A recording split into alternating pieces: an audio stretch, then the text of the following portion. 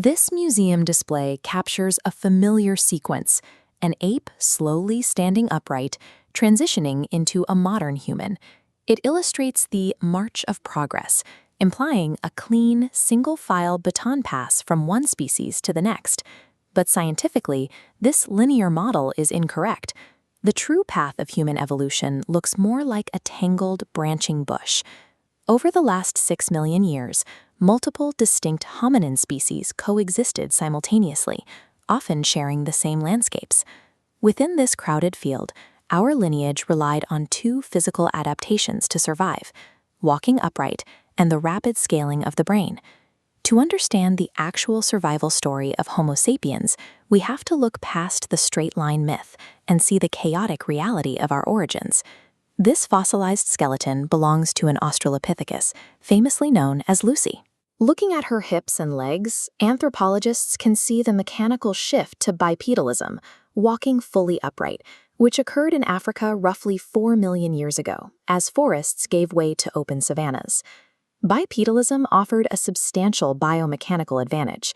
For a hominin traveling long distances to forage, walking on two legs is vastly more energy efficient than moving on all fours or knuckle walking. Shifting the workload entirely to the legs also provided a vital secondary benefit. It left the hands completely free to interact with the environment in complex ways. Free hands allowed early hominins to design and strike stones together to form sharp edges.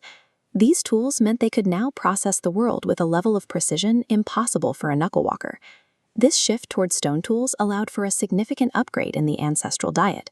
By cutting meat from animal carcasses and digging for nutrient-dense tubers, hominins secured a surge in energy. By solving a crucial energy crisis, bipedalism provided the fuel necessary for the physical transformations that followed. These fossilized skull fragments show the brain cast size relative to the rest of the skull. The newly acquired surplus of dietary calories funded a process called encephalization, a rapid scaling of the brain. This ancient cave painting, depicting several large horned animals, is a direct behavioral consequence of that growth. A larger, more complex brain eventually allowed for language and symbolic expression. But Homo sapiens were not the only branch to benefit from this caloric surplus. This expansion occurred across several different lineages on the hominin family tree. These diverse, large-brained species spread out globally. Homo erectus migrated across vast stretches of multiple continents, while Neanderthals adapted to Ice Age Europe and Denisovans established themselves in Asia. Looking at their timelines, the data shows these groups didn't neatly replace one another. The Earth was populated by multiple intelligent, human-like species at the same time.